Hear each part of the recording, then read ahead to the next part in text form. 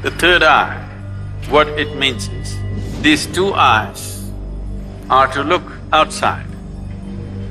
These two eyes are capable of showing you the physicality of the existence. These two eyes can only perceive that which is physical. The third eye is an inward-focused eye. It's not going to open up upon your forehead. The third eye is an inward-looking eye. But you have heard stories, Shiva opened his eyes and he burnt Kama. In India, there is a god of love and lust called Kama. Kama means lust, which you don't like to face it head-on, so you make it love.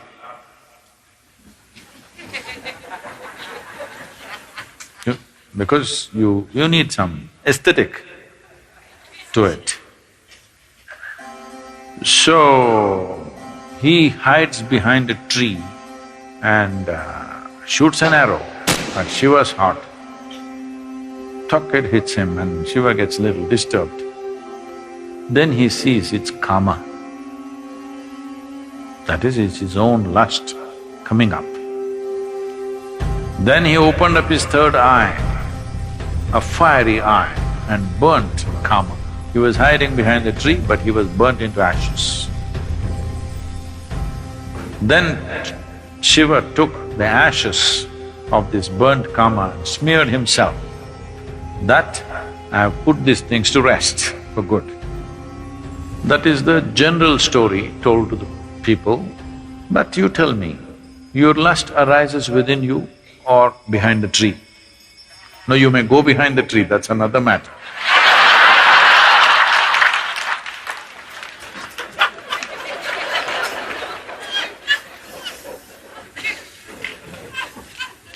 But where does it arise? Within you. Desire is not hanging outside. It is not because a beautiful woman or a beautiful man is sitting there, your desire comes. Because the desire, the karma is within you. So he opened his third eye and burned the karma within himself, not the one who is standing outside. Because he never ever stood outside. Please look at this and see.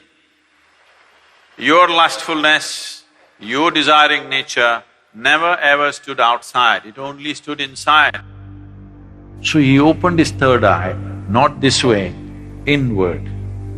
Then he saw this lustfulness, which essentially means that some aspects are built into you which makes you feel incomplete. So you think you will find completion only by going towards something or somebody. Lust is not just about opposite sex. Shopping is lust. Because you have to go towards something, only then life will be complete. Every desire is lust, because without that I cannot exist.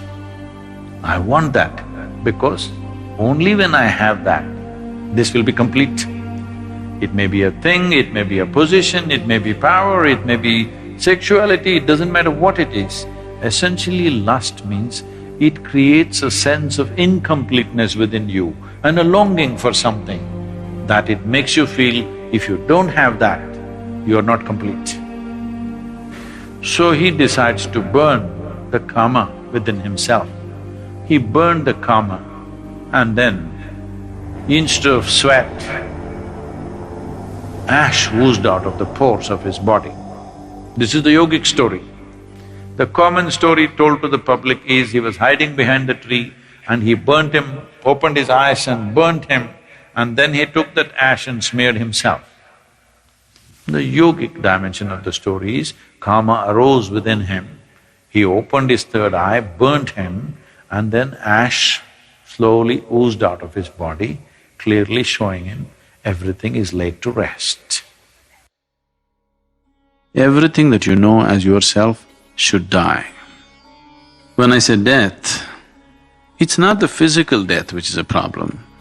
The question is losing everything that you know as myself right now. your personality, your identity.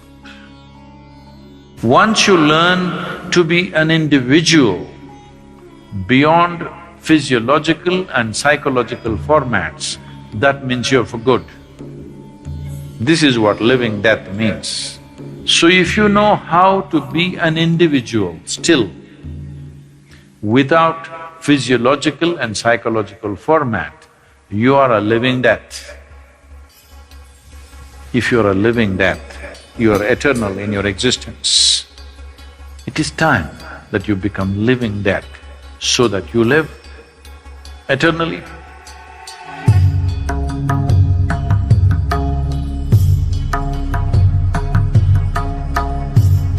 But there's a certain dimension of consciousness which can go beyond time. Yama came to claim his life. Markandeya, who knew the ways of life, just did one simple act. They say he continued to live as a 15-year-old because he came in touch with that dimension of consciousness which we refer to as Kala Bhairava.